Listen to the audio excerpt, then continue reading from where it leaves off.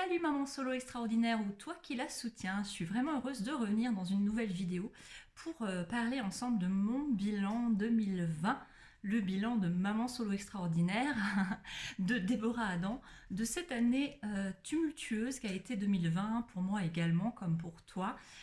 Voilà, c'est vraiment une vidéo personnelle où je vais en 7 points te nommer tout ce que je retiens de 2020, tout ce qui s'est passé pour moi, comment j'ai vécu les différents événements et puis ce que ça augure aussi pour la suite.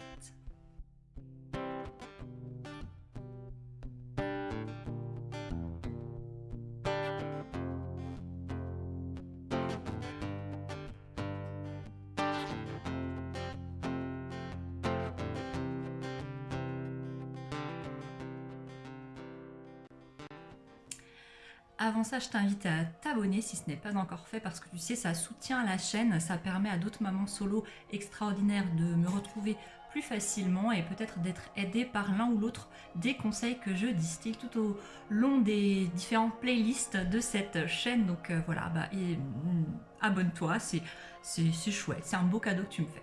Alors le premier point que je retiens pour cette année 2020, et finalement ça va être presque chronologique, hein, les différents points, les 7 points, c'est à peu près chronologique.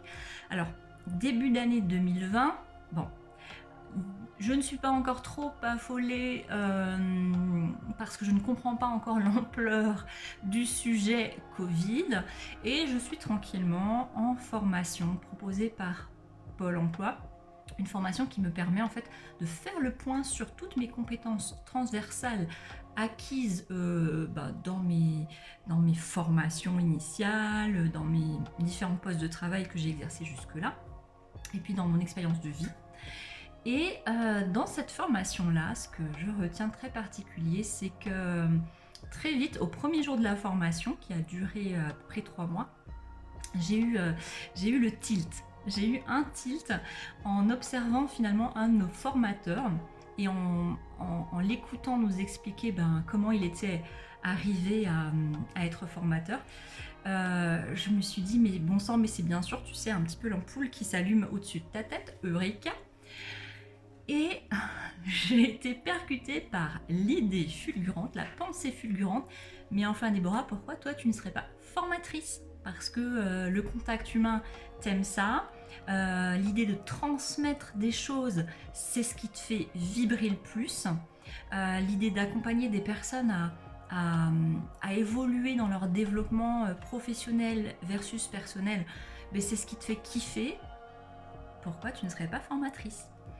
Et donc, ce que je retiens en priorité de cette année 2020, c'est cette idée de me reconvertir dans le domaine de la formation pour adultes. Donc là, c'était l'idée, mais il n'y avait pas encore le cheminement parce qu'il a dû être mis en place par la suite. Mais l'idée, c'était, j'ai envie de faire ça, j'ai envie de faire ce métier et je vais me former, je vais acquérir les compétences qui me manquent pour pouvoir l'exercer au mieux. Donc ça, c'est vraiment la première chose que je retiens de 2020 et un grand merci à Pascal. Je suis pas sûre qu'il regarde un jour cette vidéo, mais c'est vraiment lui qui m'a inspirée. Voilà, c'est ce formateur-là, en l'écoutant, me raconter comment il était parvenu à être formateur, qu'est-ce qu'il avait décidé, quel était son parcours de vie antérieur. C'est vraiment ce qui m'a fait me dire que c'était un beau métier et que c'était parfait pour moi. Le deuxième point, et on va rester dans la lignée formation, le deuxième point très important, donc là pour le coup c'est un peu plus tard dans l'année puisque c'est septembre, c'est vraiment, on reste dans la thématique formation, c'est vraiment mon entrée en licence professionnelle de formatrice pour adultes, c'est vraiment la concrétisation. Alors entre début d'année et septembre, il y a eu toute une maturation de projet et bien entendu tous les dossiers de candidature pour postuler à la formation convoitée, donc dans ma région, avec les aspects qui me nourrissaient, qui me plaisaient, le focus un petit peu aussi sur la formation à distance parce que c'est quelque chose qui m'intéresse énormément et j'avais envie d'une formation qui inclut vraiment cette thématique dans son programme. Et tout ça, voilà, j'ai trouvé tout ça au CERFA de Mulhouse, près de chez moi, puisque j'habite dans le Grand Est.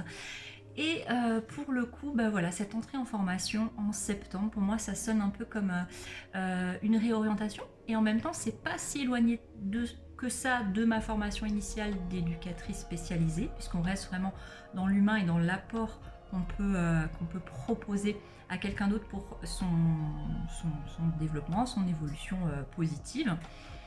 Et, euh, et en même temps, il s'agit quand même d'une reconversion, c'est-à-dire que je retourne sur les bancs de l'école. Voilà, je m'assois 8 heures par jour devant soit un ordinateur, soit un prof en présentiel.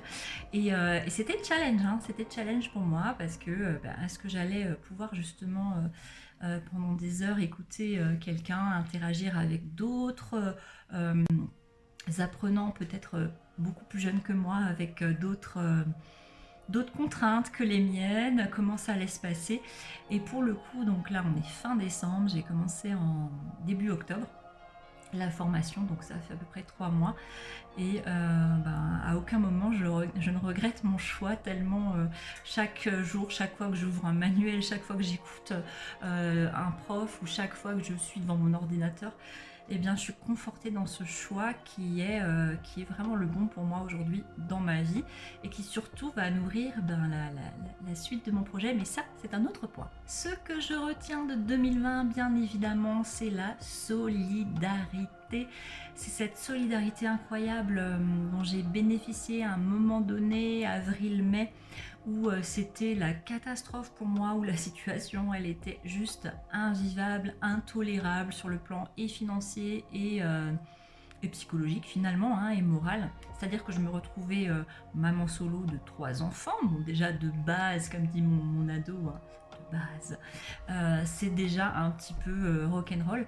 Et en plus là, je me retrouvais sans aucune allocation, sans revenu du jour au lendemain parce que voilà, pour une situation que je n'avais pas moi-même créée, hein, je dépendais en fait de la situation de mon ex-mari duquel je suis divorcée depuis 2012, et donc il y a eu un couac, mais tout ça je le raconte déjà dans mes toutes premières vidéos de la chaîne, donc je ne vais pas m'étaler là-dessus.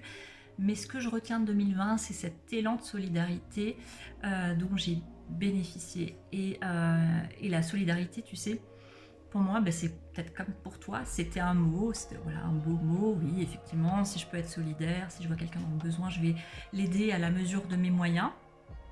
Voilà, la solidarité, c'est bien, c'est beau. Mais en fait, quand tu te retrouves sans argent du jour au lendemain et surtout sans perspective de retrouver à un moment donné des moyens qui vont te permettre et de payer ton loyer et de payer de la nourriture, et bien c'est là où tu t'aperçois de ce que vraiment revêt le mot solidarité lorsque des gens qui te connaissent ou qui te connaissent pas se retournent sur toi, sur ta situation et te tendent la main. Et c'est ce que j'ai vécu au travers de 2020. C'est vraiment, je pense que si je ne devais ne retenir qu'une chose, ce serait ça, cette solidarité. Et c'est ça, cet élan de solidarité, de générosité envers moi et d'accompagnement qui m'a été proposé de part et d'autre et d'endroits et de personnes que je ne soupçonnais même pas exister dans mon monde. Enfin, c'était tellement ahurissant que c'est tout ça qui m'a amené à concevoir aussi le projet Je suis une maman solo extraordinaire. Et du coup, on y vient puisque c'est le point suivant. Ce que je retiens de cette année 2020, c'est la genèse de ce projet. C'est Je suis une maman solo extraordinaire.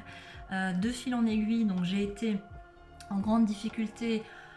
On m'a aidé à passer le cap parce que ces difficultés ont duré pendant des mois et finalement ne sont résolues que temporairement, je pense, mais résolues que depuis début décembre, hein, depuis fin mars. Donc c'est pour te dire que je suis passée par des montagnes russes émotionnelles et des nuits à ne pas dormir, à cogiter sur ma situation et comment j'allais pouvoir m'en sortir.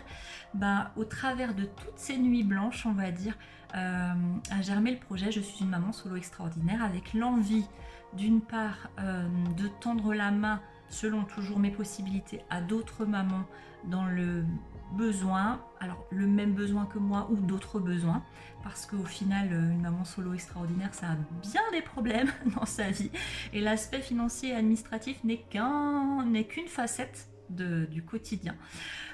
Donc voilà, j'avais envie de tendre la main aussi. Et puis c'est une cause forcément qui me touche puisque j'en fais partie. Et rapidement, ça a été aussi l'envie, le besoin, enfin l'idée que les mamans solo devaient pouvoir s'exprimer, au même titre que n'importe qui d'ailleurs, hein, exprimer, revendiquer sa parole, ses idées, son existence dans le monde. Et bien c'est bon pour chacun, hein, ça vaut pour chacun. Mais moi vraiment j'ai constaté que les mamans solo, elles ne s'expriment absolument pas, c'est-à-dire que pour tout un tas de raisons, et psychologiques et finalement même sociales et politiques, c'est comme si on mettait un couvercle un peu sur la problématique. Elles le font d'elles-mêmes et l'environnement le fait aussi.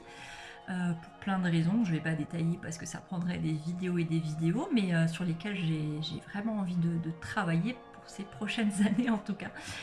Et l'idée, c'est de pouvoir, d'une façon ou d'une autre, les inspirer, ces mamans solo, à prendre la parole, à revendiquer leur expression, leur propre expression, à revendiquer où elles en sont dans leur vie, leurs aspirations, leur potentiel, comment elles voient les choses et de quoi elles ont besoin. Voilà, c'est tout ça. C'est tout ça. Je suis une maman solo extraordinaire. Et lorsque tu regardes une de mes vidéos et lorsque tu mets un petit pouce en l'air ou que tu t'abonnes à ma chaîne, c'est aussi ce à quoi tu contribues, c'est ce que tu permets de plus en plus. Parce que moi, mes vidéos, ma chaîne, la page Facebook Je suis une maman solo extraordinaire à laquelle tu peux adhérer, tu peux t'abonner, et le groupe privé Je suis une maman solo extraordinaire, le groupe auquel tu peux aussi adhérer si tu es une maman solo uniquement, et bien tout ça, tout ce projet et bientôt le site internet et d'autres choses encore, et j'oublie Instagram aussi bien sûr, tout ça c'est vraiment l'idée de proposer un espace d'inspiration aux mamans solo pour qu'elles se disent par miroir, déjà rien qu'en lisant le titre, je suis une maman solo extraordinaire, tu vois, c'est vraiment l'idée de juste le prendre dans le cœur à soi-même et de se dire ouais, c'est vrai, je suis une maman solo extraordinaire et moi aussi je peux dire des choses, et moi aussi j'ai des choses à dire, j'ai des pensées, j'ai des réflexions, j'ai des idées, et peut-être qu'elles vont contribuer à rendre les choses différentes et plus positives à l'avenir. Donc on y va, on s'exprime. Évidemment, un des points que je ne peux pas manquer d'évoquer dans cette vidéo, c'est le confinement ou les confinements. Mais par confinement, je parle plutôt du tout premier confinement qu'on a vécu donc en France. Moi j'habite en France. Le confinement où les enfants n'allaient pas à l'école et on était vraiment confinés, nous dans notre appartement, tous les quatre, mes 3 enfants et moi. Pendant des semaines, on n'a vu personne de l'extérieur, mes filles n'ont pas vu leur papa, elles sont restées avec moi.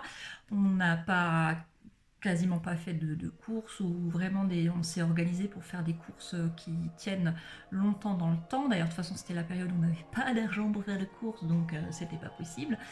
Et en même temps, la vie s'est organisée à la maison.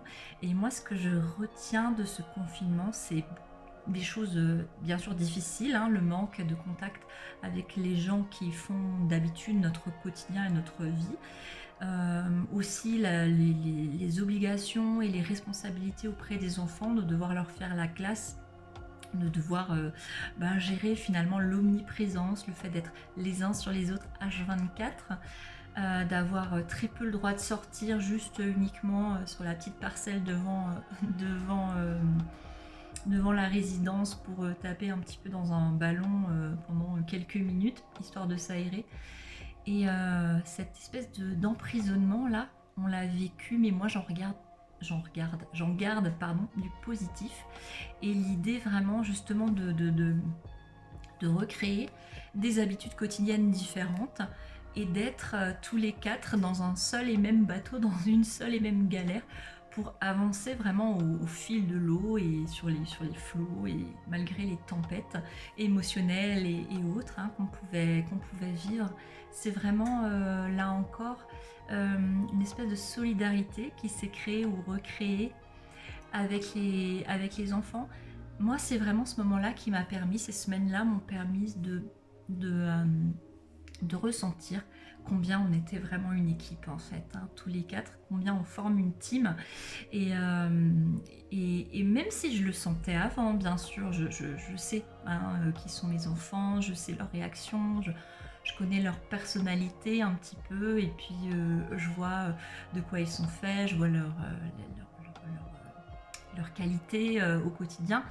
Mais c'en est une chose de se dire, voilà, de ça dans sa tête, ouais, si un jour il arrivait un truc pareil, sûrement que les réactions seraient celle-ci ou celle-là.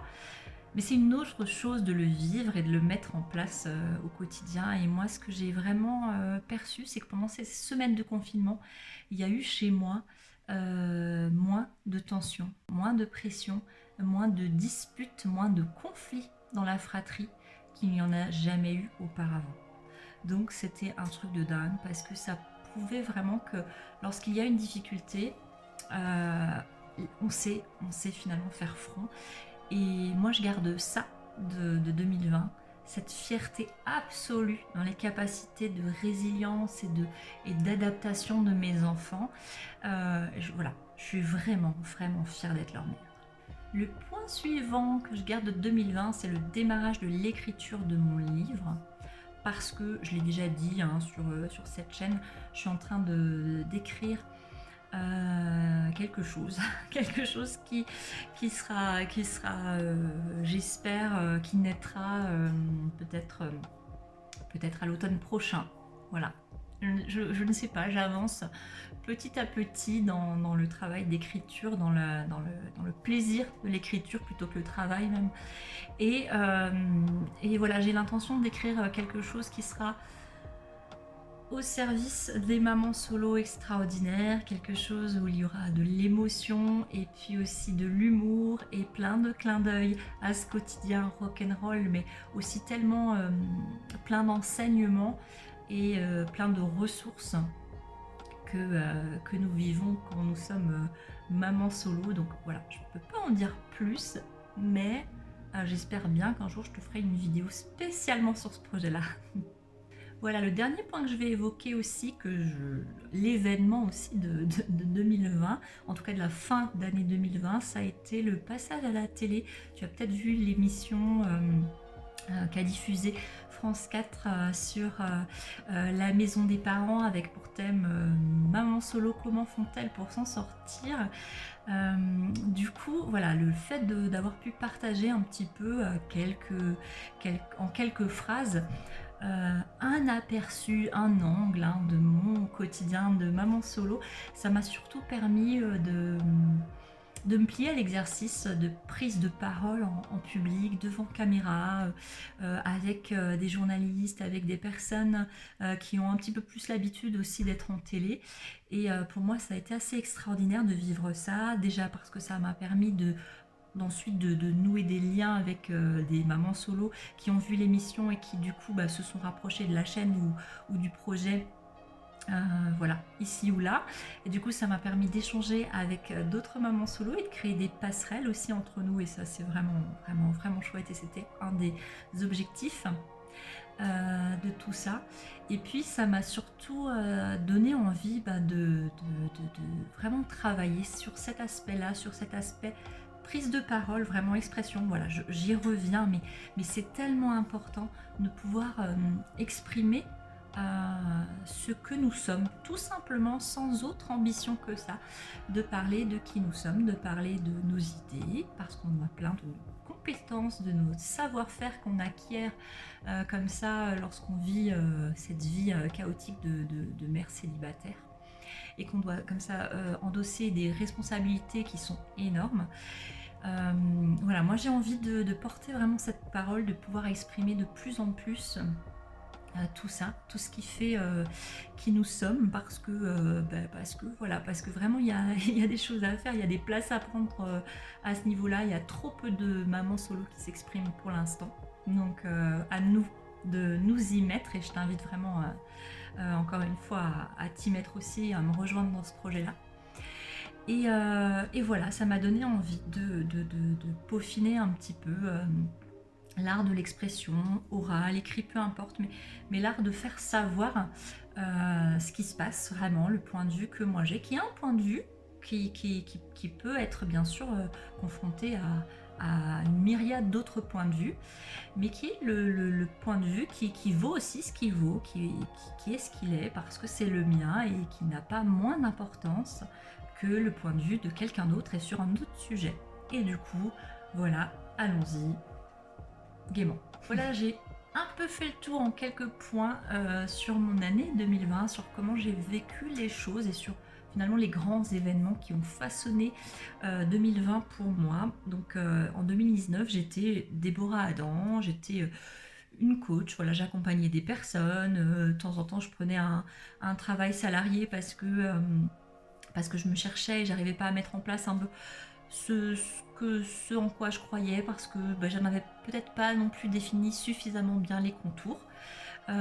J'étais un peu en galère, j'étais un peu en galère sur plein de points dans ma vie, sur à peu près tous les points dans ma vie, parce que c'est pas évident voilà, d'éduquer des enfants et de leur transmettre des valeurs qui te sont chères. Et puis en 2020, je suis cette personne qui crée un projet, qui crée autour d'une idée. Je suis une maman solo extraordinaire et qui a plein d'intentions, d'objectifs pour 2021 et pour les années suivantes, qui a juste pour l'instant besoin de savoir focaliser à chaque terme sur le temps dont elle dispose, parce que des projets, j'en ai plein la tête. Je vois de mieux en mieux, de plus en plus, ce que je suis une maman solo extraordinaire peut revêtir comme contour. Ils sont très larges, très vastes. C'est un champ d'exploration très vaste. Et voilà. Et la frustration que j'ai, c'est que j'ai 24 heures dans mes journées, que je suis en formation pour justement alimenter aussi ce projet-là. Et que même si tout s'imbrique de façon très harmonieuse là depuis que finalement que cette idée-là a germé, eh bien il ne m'en faut pas moins du temps pour tout mettre en place. Du coup, voilà, du temps, de l'aide, du soutien. Donc voilà, je te fais un petit clin d'œil si jamais tu as envie de me rejoindre dans le projet, dans l'aventure. Ben voilà, contacte-moi, parce que je suis toujours à l'affût de pouvoir faire grossir ce projet avec plusieurs têtes. C'est toujours une idée que je garde dans mon cœur, de pouvoir co-créer des choses. Du coup voilà, et puis moi pour ma part et pour le versant je suis une maman solo extraordinaire, je vais avancer petit à petit vers chacune de mes idées et de voir un petit peu ce que je peux mettre en place, à quel moment. Et 2021, ça va être ça. Je te souhaite plein de choses, déjà une très belle année, je te retrouve très bientôt pour d'autres vidéos.